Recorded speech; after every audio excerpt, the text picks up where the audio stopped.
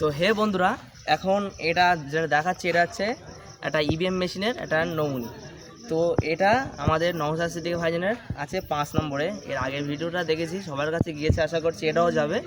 And এবারে আমাদের ভাঙড় থেকে 20 জন প্রার্থী হয়েছে। তো এরকম সেম দুটো ইভিএম মেশিন থাকবে। তো আমরা ওইসব কোনো কিছু দেখবো না, আমরা 1, 2, 3, 4, 5 নম্বরে মোহাম্মদ নওশাদ সিদ্দিকী একটা ফটো আছে দেখো ভাইজানের।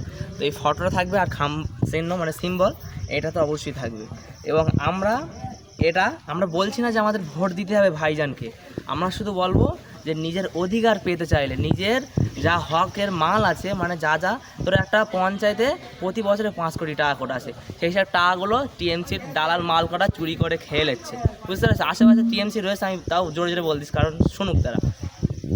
তো আমাদের নওশাদ সিদ্দিকী ভাইজান 5 নম্বরে ভোটটা দিয়ে দেবেন। যদি মন চায় ভোট দেবেন, যে এই মানুষটা আমাদের সাথে রয়েছে, মন চাইলে ভোট দেবেন, নয়তো দিতে হবে না, ঠিক আছে। আর কিন্তু এই চোর ছ্যাঁচড়া দালাল মালদেরকে ভোট দেবেন না। আজকে ঘোষণা করেছে কি, শওকত মোল্লা বলেছে ভাঙড়ে এয়ারপোর্ট হবেই হবে। সারা এয়ারপোর্ট করার জন্য বসে রয়েছে, আর আমাদের যে বাকি মানুষগুলো চাষবাস করে খায় সেই মানুষগুলো যাবে কোথায়? 4 তারিখের পরে দেখা হচ্ছে, চলে আসো, একসঙ্গে খেলা হবে ফুটবল, তোদের টিম আর আমাদের টিম, আমাদের সারা যাচ্ছি, ঠিক আছে। আর তোদের বাকিটা আমরা বলে দেবো, ঠিক আছে।